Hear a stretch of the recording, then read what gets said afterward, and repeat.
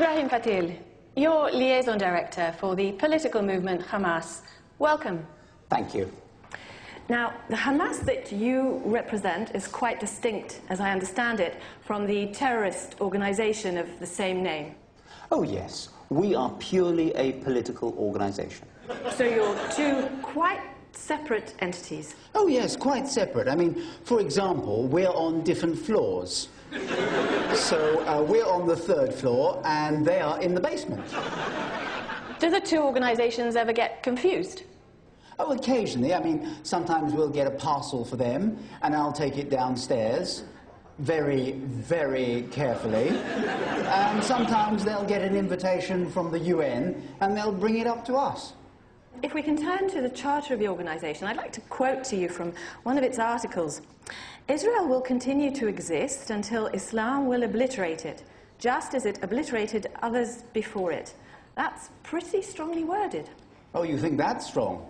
You should read it in the original Arabic. But do you mean it? Do you really want to wipe Israel out? Absolutely.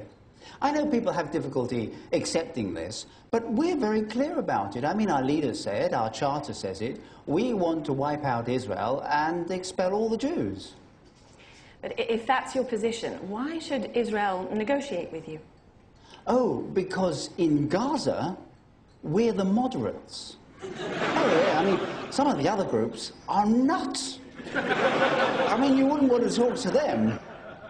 Let me talk to you about Gaza. When you see that situation, how do you feel?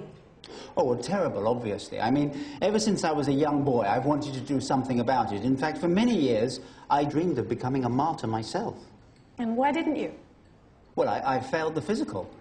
I mean, it's not easy to get into one of these elite suicide units. I mean, I know one young man who failed and was so distraught, he killed himself. Let me turn to your approach to Israel. Israel pulled out of Gaza in 2005, and yet you continued to fire rockets into Israel. Were you surprised by the Israeli reaction? Surprised? We were shocked. I mean, we thought they'd retaliate much sooner. I mean, it took almost 7 years. I mean, I remember standing on the hospital roof, firing our 5,000th rocket, and thinking, how long is this going to take? Why do you want to provoke the Israelis? Well, because if we don't provoke the Israelis, there won't be a war. And that would be a real disaster for us. Why?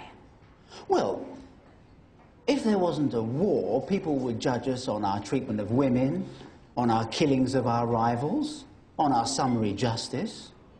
When there's a war, none of that matters. Ibrahim Fatil, thank you. My pleasure.